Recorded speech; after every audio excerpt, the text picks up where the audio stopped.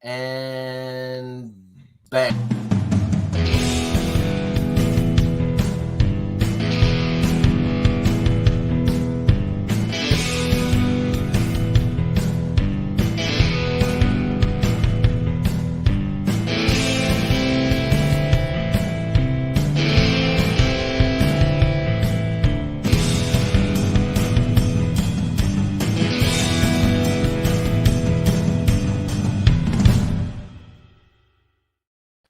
Artie, what the hell is wrong with the CSRs? Everything is wrong with the CSRs. Okay, didn't you listen to the podcast? I'm gonna listen to the podcast. I guess folks are upset about the CSRs. Well, folks were upset last time, but this time I guess it's just not me and Grog of the Year, Jim Ozarski.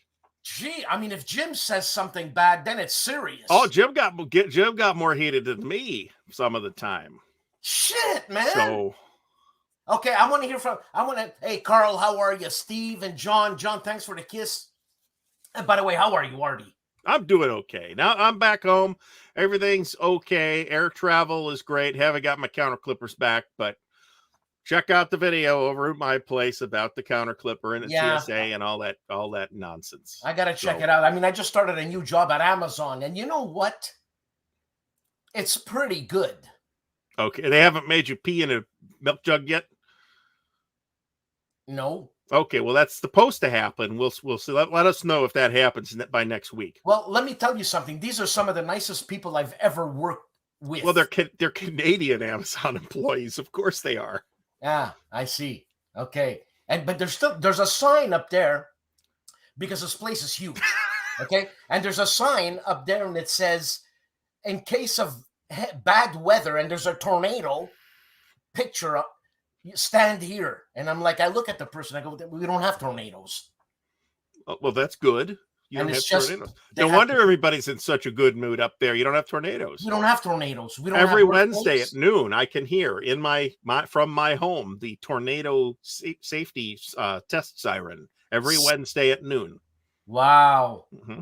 Man, anyways, okay. You know what, Artie? You just got back from the Compass Games. Indeed, I did. Rap video on Friday. And not that rap video, the other rap video. And you blew like 10 grand or something. Well, not quite, but the kids' college fund is slightly depleted.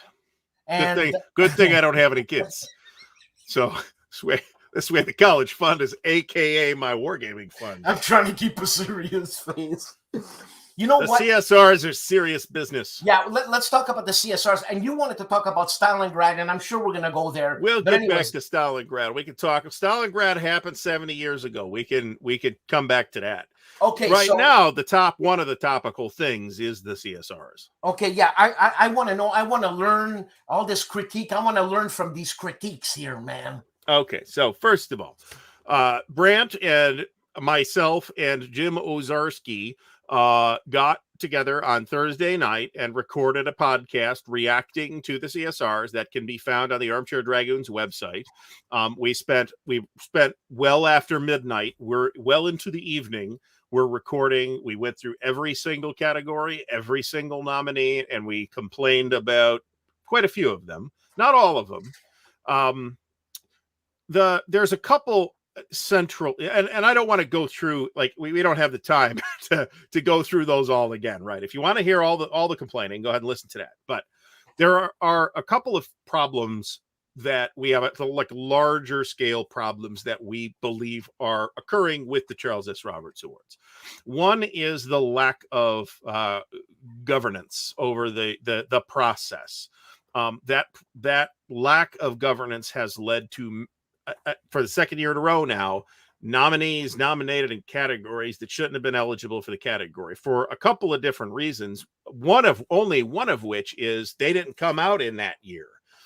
And I don't want to be super negative, right? Let me start out with that. I started out with this on the podcast too, but let me start out with, I get that it's a big task to do it. I get that it's all being done by volunteers. Nobody's collecting a paycheck. Nobody's getting the big money out of this, right? And I get that it's difficult. It is a big, difficult thing that they have undertaken. However, one of the problems is that whoever is doing the decision making is making it worse by keep adding categories. One of the big problems is lack of vetting of the nominees. I suspect that one of the reasons why that is happening is they can't cover it all, because there were like 26 categories this year or last year, and this year there's like 34 or something like that. I forget the exact numbers, but they added 5, 6, 7 categories this year. Including a couple of the period categories. They had a book category. There's a bunch of categories in there that I think should just go away, because the Charles S. Roberts Awards, if they're going to be about board wargaming, we should just drop the video game awards and the book award, for example, which is, I don't know what business the Charles S. Roberts Awards have given a book away. My philosophy, and I said this on the podcast too, my philosophy is that if the person that wrote the book doesn't care, and it has no reason to care that they got that award, you have no reason giving it to them. I understand. So, and that's the case with all of those nominees, right? You had a non-game Lucky Little Luxembourg, which I'm reasonably sure Ryan Heilman would agree is not actually a game. It's a joke about a game. Was nominated for 2 categories and won 1. Okay, and I would make the case that categories for postcard games and stuff like that probably don't have any place in the awards, right? There's just not room for them, I think. So communication is a problem. There's a bunch of changes happened. There was a second round of voting on certain things. I know that's in the charter. When was that decision made? There was no announcement. There's no place to read announcements. You're kind of at the mercy of the algorithms for Facebook and Twitter and whatever to just catch these random social media posts that they make. I have complained about this in a couple of places on my show. I have complained about it on the podcast, and I complained about it to Tim Toe directly, that nowhere on that website that lists a bunch of people who are involved. Now, there's a bunch of more people who aren't on that list that were on your list for the video. I don't know what happened there. There was no announcement. I mean, whatever. But, there's like we're not even pretending that there is transparency here. Nowhere, anywhere is a thank you to Dan Pencaldi for putting our video together and spending however many months on it. Now, you're not going to make a big deal about that, but that pisses me off. So look, I got thanked privately. You know what I'm saying? Well, that's great. Okay, I mean, I'm glad they did that, but why can't they just throw a line on the page, the web page that says, also thanks to Dan Pencaldi for blah, blah, blah, blah, blah, blah, blah, whatever Dan did, right? I mean, that's a trivial amount of effort to do the non-rude thing. It is rude and discourteous to not thank people that helped you out, and that's what they're doing. So that's a minor point in the context of the awards, but it's something that irks me specifically. So there are also problems with a bunch of the categories. Best game assist module. It's actually a pretty clean definition, but then they got a bunch of random vassal modules on there, that some of which are like 10 years old. So there's been an Empire of the Sun, fantastic vassal module, Empire of the Sun. Francisco Calomares designed that vassal module. It's so good that I know who made the vassal module. Okay. But it's been around for like 10 or 15 years. Why is that eligible? Who checked? I mean, no, I don't think anybody checked. So if the people running it don't care to check to make sure that their nominees actually belong in the categories, why should we care? Yeah, I understand. So Artie, do you know, if you were to put together I didn't want to talk about this, but if we're going to talk about this, now is the time. So go ahead, Dan. What is it? Hold on. Is it this it? Yeah, and I don't blame Mark for being tired of hearing about this, to be honest. But like I said, if we're going to complain, now's the time. And I don't, begrudge anybody that was involved, but it's a big mess. No, Mark, I asked Artie. I wanted to hear his criticism. I wanted to talk about Stalingrad. So Yeah, he wanted to talk I about guess styling, but I said let's talk about the CSRs. What's going on? I guess next week is Stalingrad. There apparently there's there's more explosive drama happening somewhere, we don't know where. So I don't know anything about wherever that's happening. So okay, so you know what? Then the CSRs then, because it gets so much flack and so much criticism and all that, then the CSRs is the Charles S. Robert is a serious thing then. well, I mean, it has traditionally been the name award for the board wargaming hobby. You know, and you know, named after the founder of at least the commercial side of the modern commercial side anyway, of board wargaming, Charles S. Roberts, right? And then, you know, there's a legacy behind that. Roger got permission from Charles S. Roberts to use Charles S. Roberts' name. So yeah, and there's a lot of context too, and there are now multiple other awards that are being either handed out already or are in the process of being put together. There's the HFGS folks. There's the Caesar Awards that are being put on by Little Wars TV, which I don't watch because it's miniatures and I don't do that.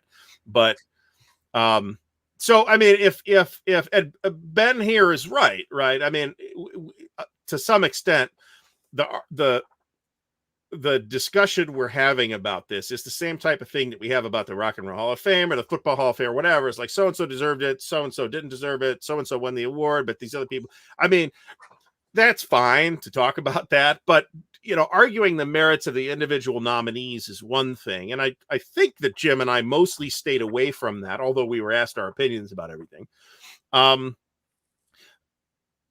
Having problems with the technicalities of the process is more, I think, a bigger issue with the awards. And if you know, if I may, and I don't know that I have necessarily here's the solution and here's how it should work, right? This is tough, right? It's not necessarily trivially easy. I would set aside a committee that would meet, say, around April, to say, okay, here are the noteworthy releases from the previous year. Let's put together a nominations ballot and try and capture as much as you can. And that way we can vet the categories so we can say, hey, Napoleon's Wheel was released in 2020. It belongs in the Napoleonic era category. We have verified all that. So we don't have John Taylor's Waterloo that was released for Windows Vista in 1997. It was nominated for a digital award. So we don't have that situation anymore. And then let the public vote on that list of 30 or 50 or whatever it is, nominees for each category. I mean, that's a significant amount of work on somebody's part, but at least we don't have to do this again, right? I did see Stephen, I did see Mark's unboxing of Pacific War. It's very big. Mark's video did not displace Pacific War from my list of most anticipated war games, where it sits at number 1. So Artie, what Trevor is saying right here, should it be done by people on YouTube, reviewers, podcasters, like industry people? You think a list should be sent to all the industry people, sent back to the CSR committee, vetted, and then put out? So my instinct is to say, yes, that's how the Oscars do it. The Oscars are voted on by the Motion Picture Academy of Motion Picture Arts and Sciences, okay, who are a big pool of several thousand people, mostly actors, but directors and screenwriters and all that stuff too. We would be having the same arguments about such and such award didn't deserve it, that won, such and such a game that did have it won. We would still be having that argument. But I wouldn't have been on a podcast about it because they nominated a bunch of stuff that didn't release in the same year. So, and we didn't catch some. I mean, so for full transparency, I mentioned on my Monday night stream, hey, there's a problem with 2 categories that they've announced the nominees for. And these 2 things, one was a nominated expansion in the expansion category that wasn't an expansion. The other one was a game that wasn't released in 2020. And they fixed those, but they didn't announce all the nominees in advance, so we didn't know. If the objective of making the announcements is to have public feedback on those announcements, well, there you go. But we didn't get all the nominees. And in fact, there's no official place to find a list of all the nominees. You've got to do one of two things. Now you can do it because people put this together. You had to either watch the video and write everything down, which is what we did for our show, or you had to go back and crawl through months of social media posts, and then you would only have a partial list of nominees. So, and that comes back to the communication problem. So I would be all about that Conan game. I wonder if that Conan game turned into the TSR Conan game ultimately. That's something we could talk about some other time. Man. You know, it shouldn't be this complex. I mean, well, but part of what's making it this complex is the proliferation of categories. Now, let me caveat this again and say I'm aware that the category list that they started with is pretty much the category list that the Charlie Awards were using before they went on hiatus for 8 years, right? So this isn't something that somebody just made up on the spot in 2020, right? This is they had this, there's this legacy list which they basically stuck with, but they also added new categories. And this year they added a bunch more categories. And at this point, I feel I and a lot of people feel like all those categories are cluttering up the process and making it more difficult for the people who are running it to run it. So what if you had, why can't you have 12 categories? That would be way more manageable. You could control who's in the nomination pool at that point. But I mean, ultimately, I think you do need a two-stage nomination process where you have a governing committee say, okay, here's what's eligible, and then people vote on that instead of just a write-in ballot where everybody can just put whatever they want in there. And that's how you get John Taylor's Waterloo, that was released for Windows Vista in 1997, nominated for a Charles S. Roberts Awards in 2001. I'm pulling the 1997 date out of my imaginary hat. It may be, but it was released like a decade ago. So Trevor's got like so many good points. Trevor, let me know. This is a great point. Trevor, let me know if you want to come on. I'll send you a link. This is a great point, actually, because of the proliferation of categories, we had several games. Verdun, Steel Inferno, Jaws of Victory, Brotherhood and Unity. There's another one that won like several awards. Okay. And it's weird that, you know, and they're all good games, right? But it's like, is this a good enough game that we had to have a cover art? And here's another example: Jaws of Victory. I liked Jaws of Victory enough that I bought it over the weekend. Okay, so it's a really good game. It's a beautiful package. It's a beautifully produced game. It won it was nominated. It didn't win. It was not. I think it did win. It was the award for best original box cover art. You want to see the box cover?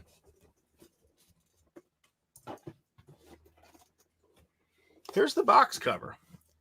It's a picture. It's a photograph from 1944 of a tank. Well, hold on. How is this original art? To play devil's... Well, I'm not saying that it can't be eligible. I'm saying the category definition does not make it clear that it is. Well, that look, someone had to put that together. Yeah, but that's just layout stuff. Best original artwork. That's what the category says. Should that be eligible? I don't know. Should we restructure the definition so that it should be? Maybe. That's a legitimate question. But the point is, we don't know because frankly, it looks like they put the category definitions together in a big hurry and didn't think very hard about them, and then didn't take heed from the lessons of last year where they had a bunch of stuff nominated in categories that it didn't belong, or, you know, map award won by a game with no map, games nominated for categories in the year that they didn't release. I mean, all kinds of huge problems. Best. Yeah, but what I don't want to happen is for them to add new categories. We're adding more categories and making the problem worse. The part of the problem is it is too hard to govern. Trevor, There he is. Look, you had some amazing points, Trevor. He's sitting there at home shaking his head. This again, man. I know. Actually, I was going to do my hair for Dan because I know he. Thanks for coming on, man. And the reason why I asked Artie to talk about this is because I haven't heard the podcast, this and that. I didn't want to. I swear. But I'm gonna listen to the podcasts, and I mean, because I got an email from somebody, and they said that the couple of people went berserk, and I thought, what are you talking about? They went berserk. What's there to go?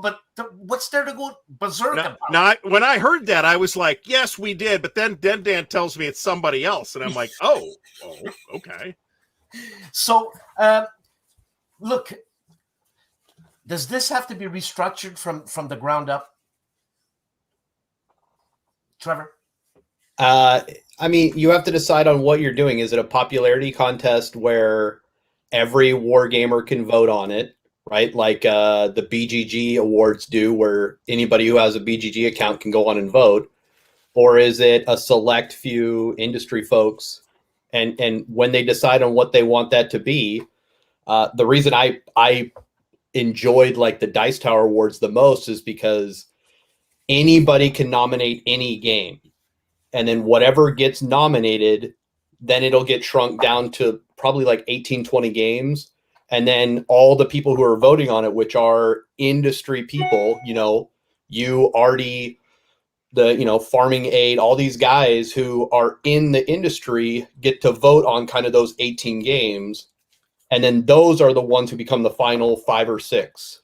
Okay, right? So who's going to do the work, especially on the Dice Tower, where they have 300,000 subscribers? So who's going to go through this, man? Let me say I agree with what Trevor just said. They do need to make a decision about whether it's going to be a popular vote or a juried selection, right? However, the Charlies have always been a popular vote. And I personally, as long as we all understand that, I'm okay with that. But at some point, there needs to be ownership of the process by somebody.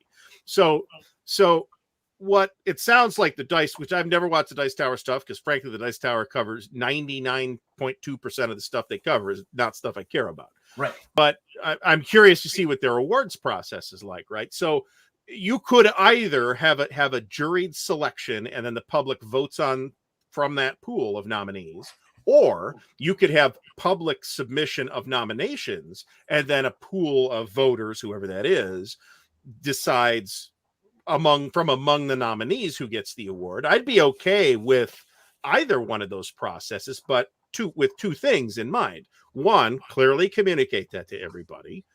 Two, say this is the direction we're going, have a mission statement, here is how we are going to achieve these goals, and then actually take ownership of the process. To be blunt, what I believe has occurred here is somebody, and I don't know who that was, it might have been Tim, but it might have been somebody else, said, wouldn't it be neat if we had the Charles S. Roberts Awards back? And then, doing the right thing, they courteously approached Roger and said, Roger, would you mind if we did this? Roger blessed it, like the Pope, with a hat and everything. And then they relaunched it and just kind of expected it to run itself. Now, to what extent that's accurate, I don't know, but I do believe that the evidence of the 2 awards that we have seen so far from this group bears that out. I think it's in line with the evidence that I have seen. Well, look, I know Tom Vassell and his whole gang. Okay, these guys live. They get paid. This is their job. So it's easier when it's your job.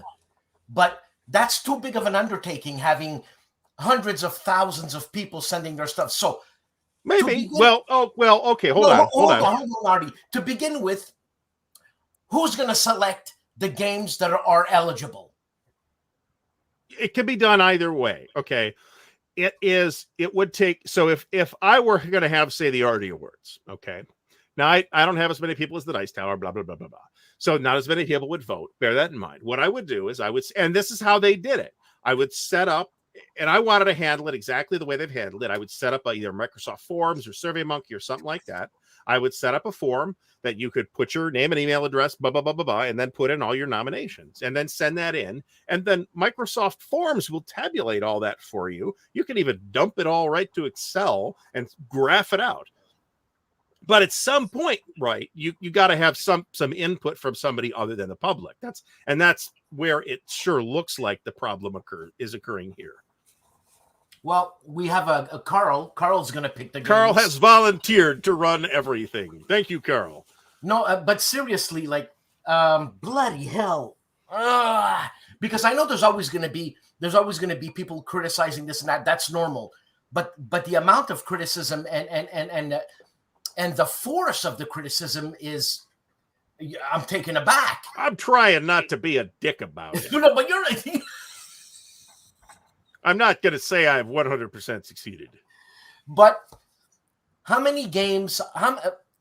Look, someone has to make a list, and it's who's going to make that list? I'm still there. Who's going to make that list? So if I was going to run the ARDWULF Awards and I wanted, assuming I didn't want to do it myself, what I would do is I would schedule, like I said, around March or April, I would schedule a series of, say, 1 hour, 90-minute maybe meetings, say 3 or 4 of them, to go through all those. And we would go through all those. And if everybody was on the same page, we'd put them in as a nomination and set, then at the end, we put the same Microsoft Forms thing together, except instead of write in your own entry here, select one of these checkbox nominees, or maybe include write-ins too, but write-ins probably aren't going to win anything.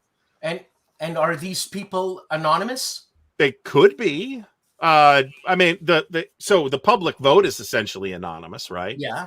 Nobody knows who voted for what, unless you got a YouTube channel and you said so. Instead of having okay, so you have the committee choosing the games, sending it to Trevor's idea, which I think is fantastic, to people in the industry. Okay, designers, publishers, this and that, and you send it to about 100 people. So let's say Gene Billingsley gets a thing and he votes for all his games, which he can do. This is how the football polls work too. They go out to coaches or the press, or depending on what poll we're talking about, people who are presumed to know what they're talking about, and they make those decisions based on that. Okay, so that's fine. So there's the list. We send it to, let's say, 100 people, because Wargaming World, blah blah blah, whatever. You send it to 100 people in the industry. Okay, so it comes back to you now. It's the committee that puts this together, and it's not a popular vote by the people. It's voted by the people in the industry. Right. So forget the people. I mean, I would be completely comfortable with something like that. If that's what you're asking, I would be equally comfortable with the exact opposite situation where the industry people come up with the initial list of nominations and whittle Civil War games down to these 30 games or whatever it was released. And then, so this is a good point too, right? But this is always going to be true. You're always going to have people voting for the Oscars that didn't watch all the movies, right? Because who's got the time? In war games, it's actually a somewhat more acute problem than that. And this is a bigger problem than the Charles S. Roberts Awards. Jaws of Victory is not a 2-hour game, right? How many people that voted for Jaws of Victory didn't play it? I would venture to say that percentage is substantial. So how do we correct a problem like this? To what Doug is saying, 100 people, there should be enough of there should be an amalgamation of enough votes that you get something serious. No, I mean, I don't know that I have a perfect solution to that, unless you had the resources to pay people to sit there and have 20 people on the payroll who would sit there and do nothing for a living except play the nominated games. That would be a fantastic career, by the way. But no one that I am aware is claiming that on their taxes. So Dan, here's a thought: we know the games that are going to be out in 2020, right around Feb March timeframe, right? So but that's how they got in trouble with Hood Strikes North. They relied on when Multiman said it was going to release, and didn't check when it was actually released. So that's a one-off, and you know, obviously this last year was different because, you know, there was even more issues with it. But if you get, you know, the 20, 30 games that are the cream of the crop, right, from the biggest publishers and like the top game from smaller publishers, right, on this list, wargamers are going to have 6 months to at least try this. I mean, I know when I watched it, every game that like sparked interest for me, like Verdun, Jaws of Victory, I went and ordered like right away, because I'm like, these are the games that the industry professionals, right, whether it's 10 people, 100 people, whatever, are saying are the best games of 2020, right? I want to at least try those. So if you put that together in Feb or March, not you, but, you know, these are the 18, 20 games that are the best Civil War games for this year, send it out to vote, right? Whether it's 100 people, 120 people, how hard is it for, you know, every video YouTuber and podcaster that you talk about on your, you know, your No Enemies Here weekly thing, for them to get a Survey Monkey and be like, which of these games are the best? Take those top 5 or 6 and be like, and have those curated by the 10 people who curate it, right? And then be transparent about it and say, look, here's how we do it. It's a 2-step process. We take the top 20 games as by year, and obviously we have someone who will go through and be like, Hood Strikes North didn't come out, right? Like it got delayed 6 months, right? Or it was a Kickstarter that was supposed to be delivered and it get delivered for a year later, right? Obviously cross that out. Here's our process. We have 140 YouTube professionals, reviewers, written reviewers, industry professionals, right? And you just give them categories. They don't have to be like Artie votes, Dan votes, Mark Herman votes, right? You don't have to say names, just give us an idea, right? And then from there, our board or whoever, those 10, 20 people, decide who are the 5 that get nominated, right? And just be transparent about it, right? At least we know. I'm happy with that, right? If 140 people nominated and the top 5 make it and 20 people decide, fine, I'm good with that. Or vice versa. 20 people decide these are the top 5, send it to 140, let them vote on it. I'm good, right? So the people don't factor in your idea here, the popular vote? If I have you, Artie, Mark Herman, guys from Compass, GMT, you know, Uwe Eichert, and they're the 140 people that are getting together and saying these are the top 5, 6 games from 2020 on American Civil War, I'm satisfied. My opinion is not going to be better than theirs. Yeah, right? but you wouldn't put out that list that's been vetted by 150 people out to the people?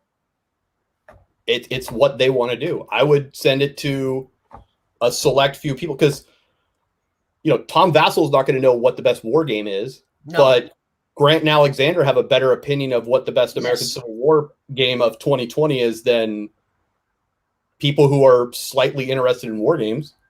Yes. So bloody their hell, opinion is better than really mine. tough. This is really tough, man. It is, you know, it is a challenging question as to how to run this thing. But the most important step in coming up with a solution is for somebody to actually decide to fix it, which didn't happen this year. And that's fundamentally at the root of the problem. So, Jesus, do we should there be a? And I don't think anybody wants that. For the record, let me say this: I don't think anybody wants to step on anybody's toes, right? If the person behind the wheel is Tim or Roger or whoever it is, I don't think anybody really wants to be to say, "Oh no, give me that! I'm going to take that from you." I mean, nobody really wants to do that.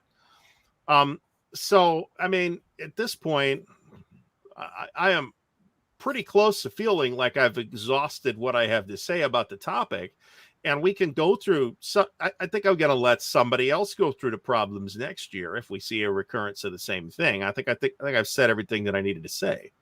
You know, somebody needs to to actually commit to managing the process. That's fundamentally exactly the mechanics of how it's going to work. There's any number of, I mean, there's a million different, there's awards for everything, right? That there's a million different ways you could do it, from the way the Academy, you know, the Oscars do it, to the way the Hugos do it, where it's this very complicated weighted ballot system with multiple rounds of like hidden voting and all this. I mean, you don't have to make it that complicated. So should there be a fund that is, I don't know, put somewhere in a foundation or something, and the person who wants to take care of it is getting paid? No. So here's the other thing, Dan, is I've done it with Dice Tower. I help them run their Jack Vassal Memorial Fund auction every year. I've helped with the Dice Tower Awards. I've helped with a lot of stuff. There are people out there that are willing to donate time, right? And if you find someone who like is hella good at Twitter, send them. These are the 18 games that are like in the category for Civil War, right? And then here are the 5 finalists for Civil War, right? And post that. It's not that hard to put 5 into a picture like they did for, 7 categories on, the Charlie's webs or Twitter page. I'm like, how come there's only 7? Like there's 30 categories and only 7 got like nice little pictures to like visually look at, which, then people who want to talk about it and get the word out, like Artie and, Armchair Dragoons, they have 7 visual like guys that they can look at a snapshot and be like, hey, these are the best Civil War games per the Charlies that got nominated. It's like, someone's got to be able to want to do that, right? At least have 20 minutes of knowledge to go on Twitter and do that. I don't think, to answer Peter's question here, is I don't think you can police that, but I personally can verify that I've seen people like Mark Herman playing Dean Essex games, none of which were released by MMP. I've seen Vocal playing games from a variety of different publishers. I've seen Harold Buchanan's pictures from a variety of different publishers. So unless I had some specific complaint, and I don't think I would, that isn't something I would worry about. I would think that that's, as we say in Wargame, below the level of the game. I don't think that's going to skew anything. I don't think that's enough. Yeah, and just looking at the winners from this past year, I mean, they weren't all GMT MMP. I mean, no. So, and one thing that, so there are. Let me point this out too. Maybe I should have said this 40 minutes ago. There are, in some ways, it is a little better than last year, where there isn't a single overwhelming nominee that won every award that it was nominated for, and was nominated in categories that it shouldn't even have been eligible for, that opened the whole process up to the allegations of ballot box stuffing and all that, masterminded by whoever the publisher is of that thing. So we didn't see that kind of thing happen this year. We are seeing, I think, a pretty good, or improved at least, recognition of smaller publishers, which I think is great, of international publishers, which again I think is great. Recognition in the hobby has been more US focused than I think it should be for a long time. And there's reasons, right? There's like market reasons for that, right? But we should still be working towards, trying to provide recognition for publishers and designers and games that come out of places like Europe and Asia and Australia and stuff like that. So, I mean, there's things that are improved from last year, but on the other hand, I think in aggregate, it's still a little messy. Were you serious about Little Lucky Luxembourg? Was a Lucky joke? Little Luxembourg was a joke game. It's not really a game, right? And again, I haven't asked Ryan Heilman, its designer, about this, but I am reasonably sure Ryan would be comfortable saying, no, this is a joke. This is intended as humor. I don't mean it's a joke as in it's a joke and you're the right person. I mean, it's a joke as in it is intended to be a humorous thing for wargamers rather than an actual game, which it is not. It was nominated in 2 categories and won 1. So I got another one. Dave, not in this case. Go ahead, Trevor. Verdun won it, sold a whole bunch. I saw a ton of people, because they were offering a discount, and it sold a whole bunch. So at least for Verdun, I mean, I bought it because it won. And it's supposed to be great. Yeah. So really? here's another question, and it'll come up next year about this time. And I know, Artie, you talked about it with the armchair guys. Next year, I could almost guarantee for Game of the Year will be Mark Herman's Pacific, and it's a reprint. It's a straight reprint because I know he got his today, and some people are getting it. And that comes back so to is that eligible? Well, that's the question. It's not clear whether it should be eligible or not. And it is a pretty straight reprint.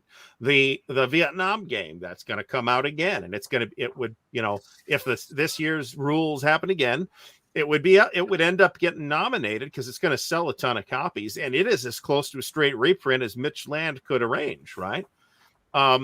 So should those be eligible? I don't have any. I mean, either way, right?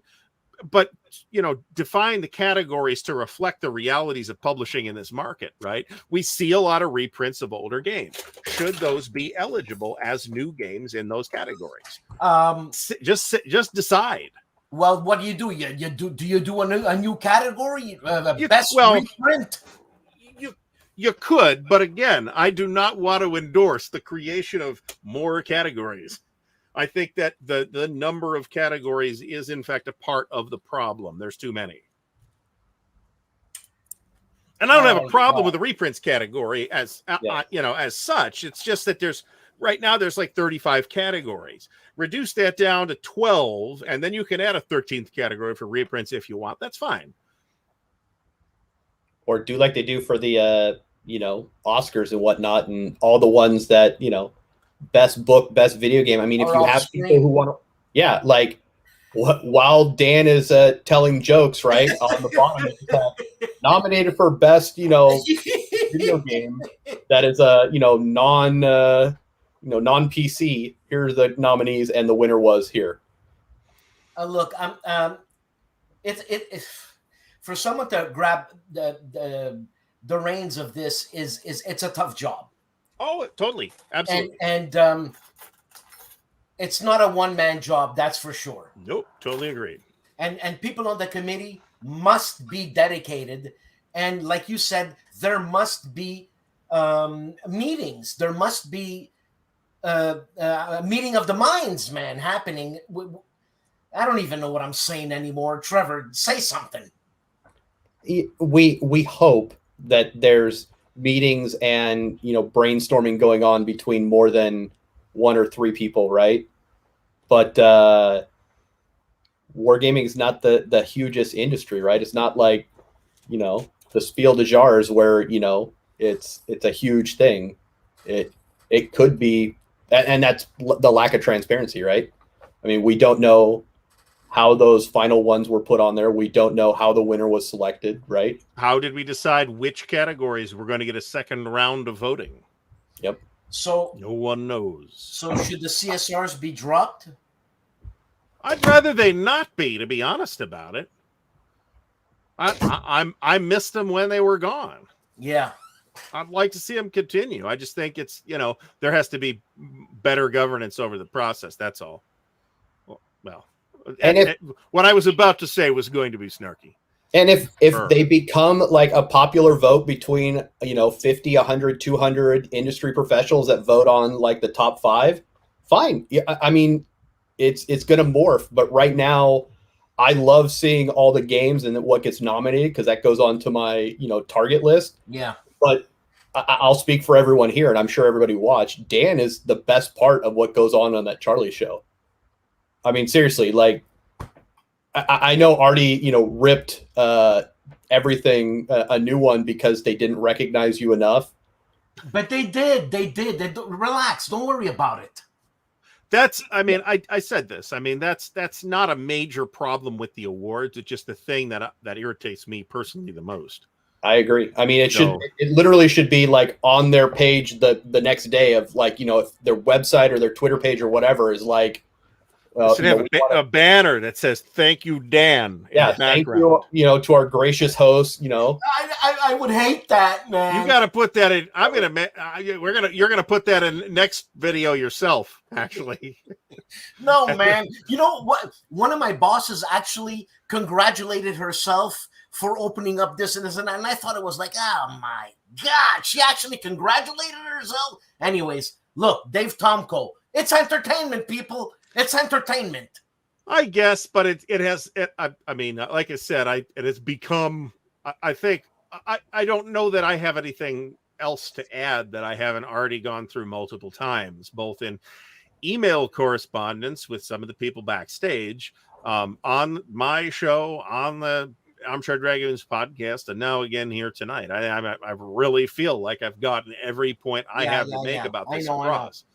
I don't care exactly how they handle it. I'm just saying, handle it. So you know what? You want to run the Charles S. Roberts Awards? Run the Charles S. Roberts Awards. Don't expect them to just magically happen themselves. Then, so a category, so there should not be best webcast, podcast, and Stukats cast. I am completely comfortable with the Charles S. Roberts not having a best wargaming YouTube channel. Yeah, I understand. I understand. Completely cool with that. I mean, it's an honor just to be nominated, but there's 2 Charles S. Roberts Awards nominees here tonight. But that's great, and I'm honored. But because somebody thought, and apparently it might even have been more than one person, like not my mom, that nominated. But I don't know. I'd rather just Noble Knight Games is here in the house. Hey, I'd rather them leave that to somebody else, to some YouTube channel or something, or the Armchair Dragoons for that matter, to find the best wargaming YouTube channel awards. I'm sorry I asked. John Clark, that list for this year is available on the Armchair Dragoons website.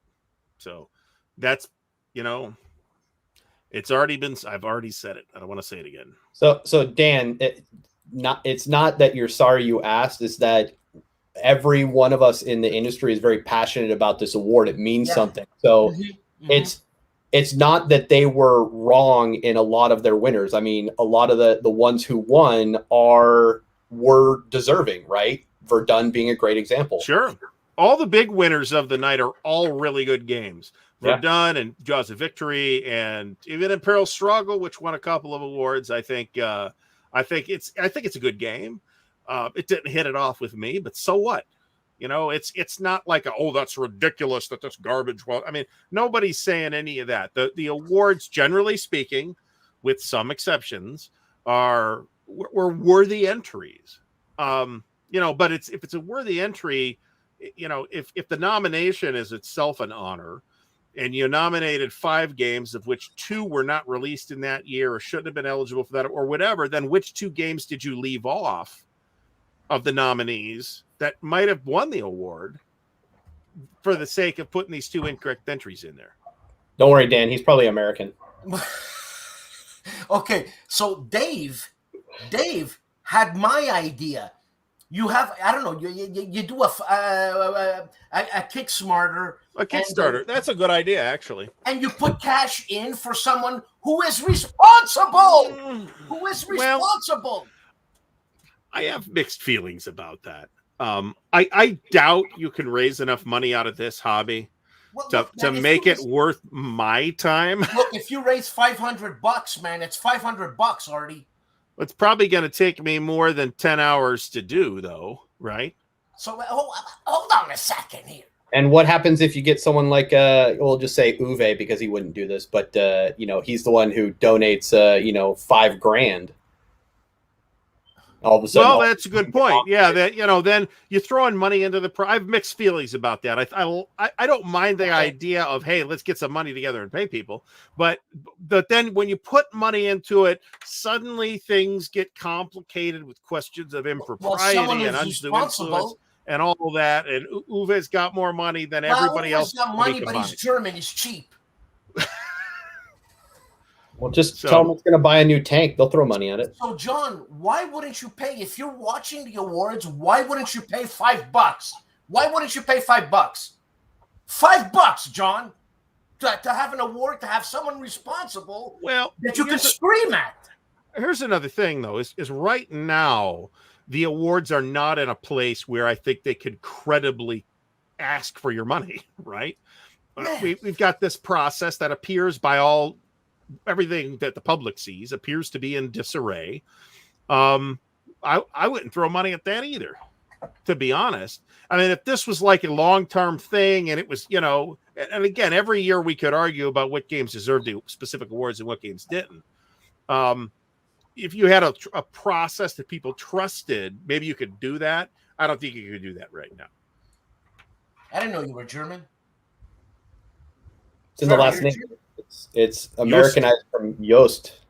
Yost. My wife's family are the Yosts. Actually, why did you keep Yost? What's this just?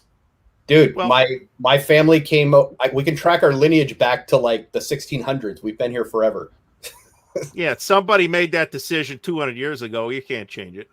You guys want to hear a funny story? Is my neighbor. So when you come here from another country, that a lot of times they'll just give you a last name, especially if you're Indian. And my neighbor's Indian, and most of my best friends have the same issue.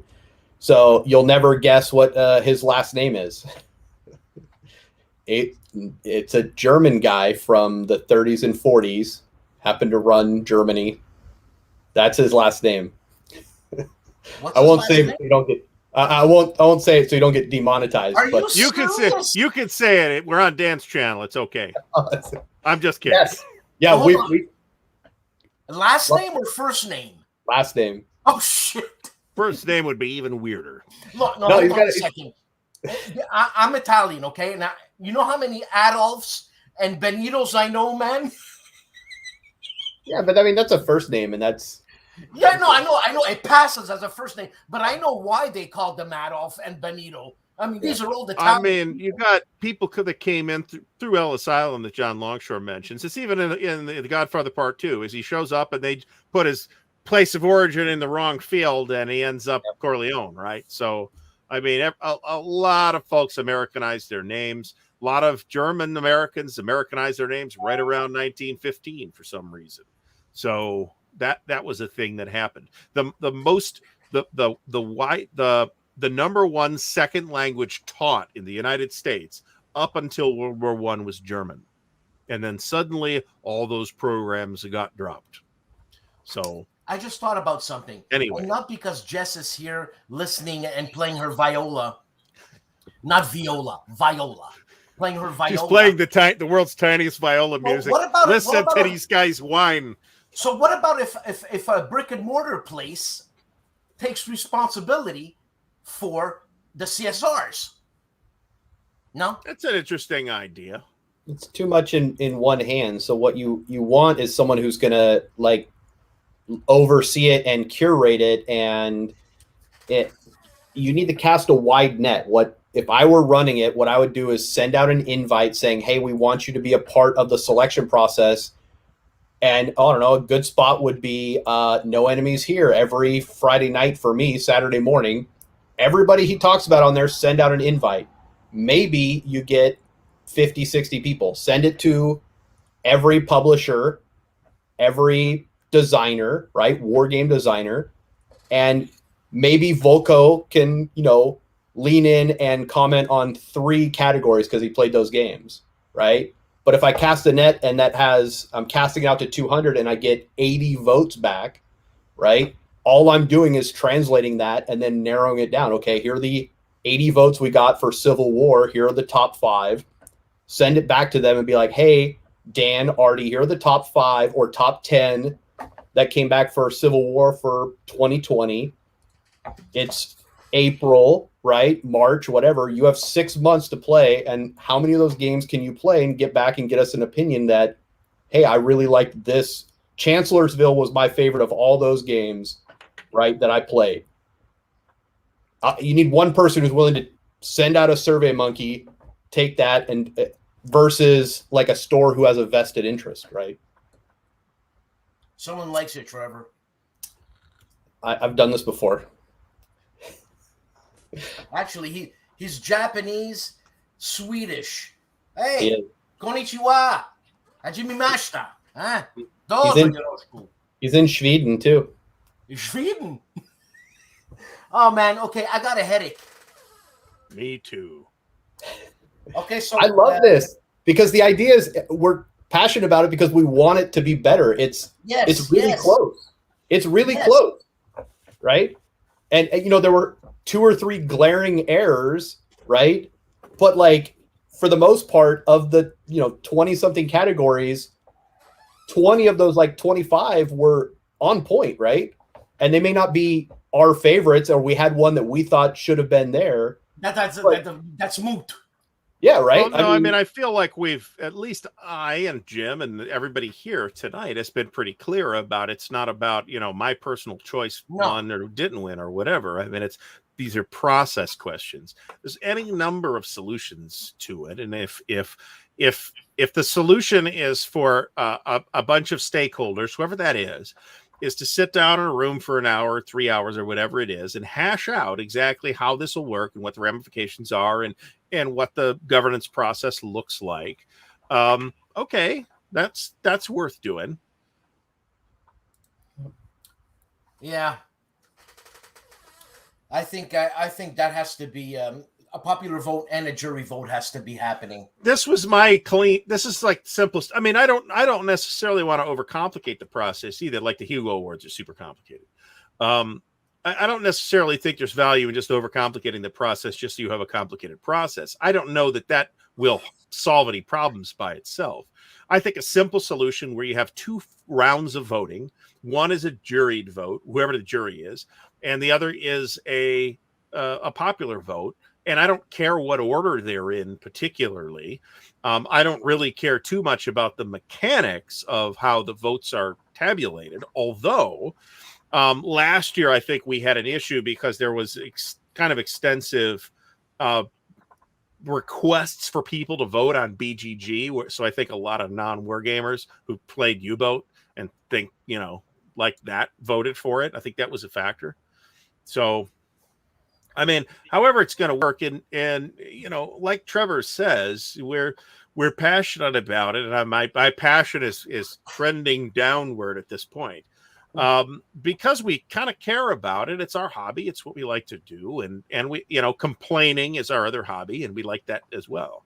So, and that's why I put in, and okay, here I go. All that effort to do the videos as clean as possible, regardless of the mistakes. The video was magnificent, by the way. Thank you. Other than the one little hiccup. But yeah, okay, thanks. Yeah. I just love doing this stuff because I am passionate about this whole thing, man. But some people are. I love criticism. I've learned to love criticism because it only betters me, man. Once I learned that when I was a musician, I excelled. There's a lot of people that can go to hell because they don't know what the hell they're talking about. But you being at that level, you know who to pick. Whatever. What am I talking about?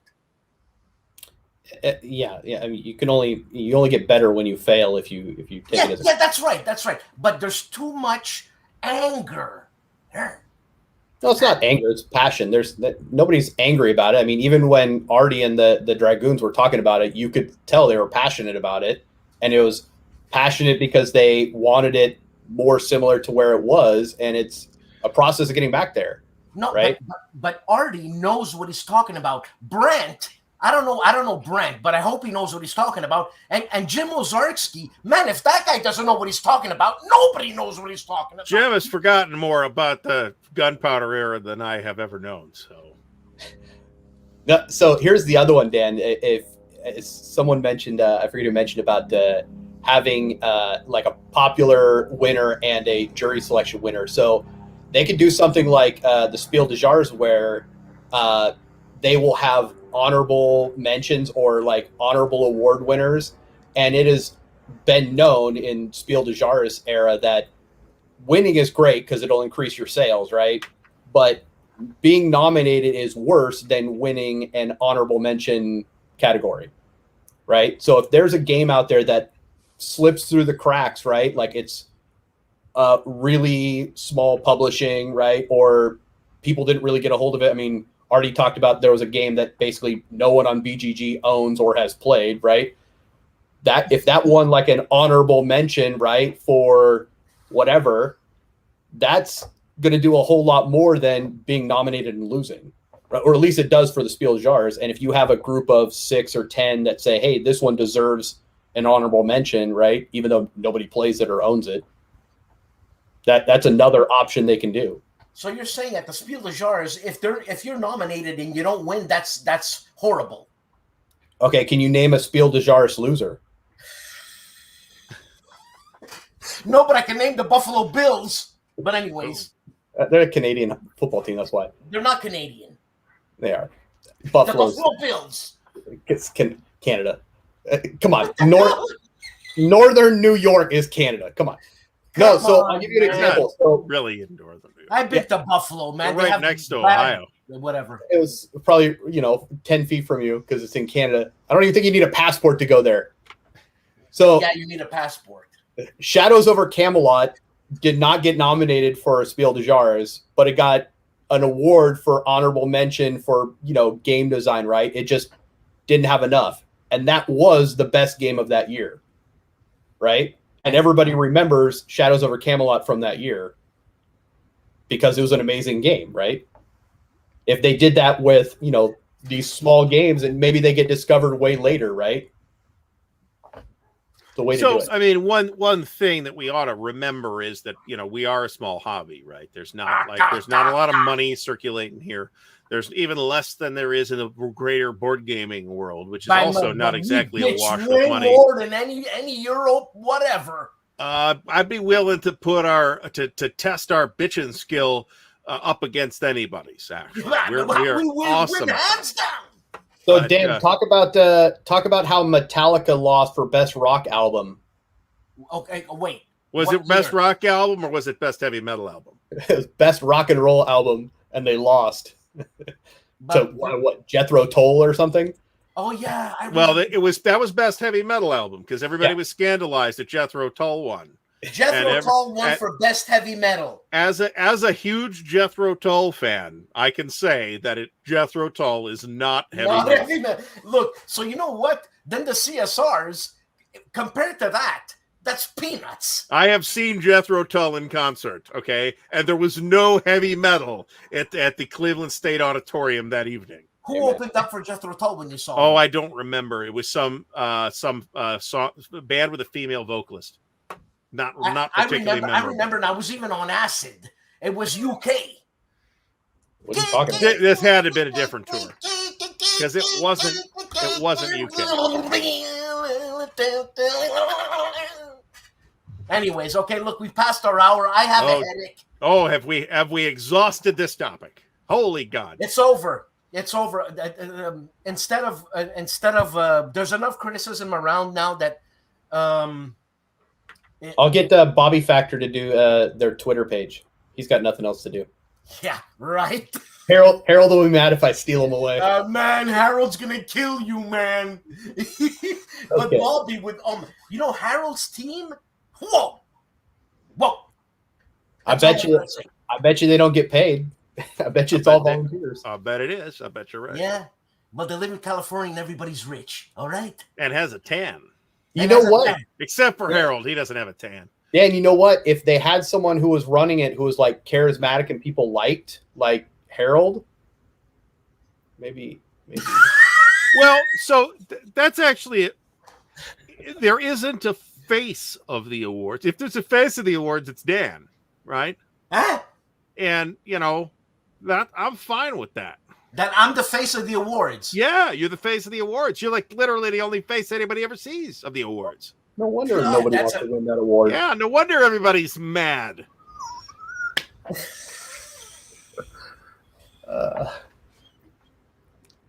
Oh my God. Anyways, look, we passed our hour. Where's the Tylenol? I'm gonna pop a few pills. Well, before you guys jump off, Artie, you and the Dragoon, seriously, great job. Critiquing it, right? I mean, you guys spoke about a lot of what myself and I'm sure a lot of people have issues with and that we want to see better. And Dan, I mean, hats off, really. Like, I appreciate what you did. Seriously, is amazing. But Trevor, so is that the definitive podcast criticism? Should I listen to that and should I work from that? Well, it's the most I don't know definitive. I'm not is the asking word I'd you, use. Yes, you should listen to it Okay. and make your own decision from there. Okay. And Okay. if Good. you don't like it, great. go listen to the Player's Aid if you want, something very nice and squishy. No. They'll be nice. The Players Aid. The I Charles swear S. to God, Roberts when I see- award-winning heard- The Players Aid. Two-time winners of the Those Charles. guys, I'm telling you. I swear to God, when I see them, I swear to God. To the moon! To the moon! Anyways, thanks. Here goes the video.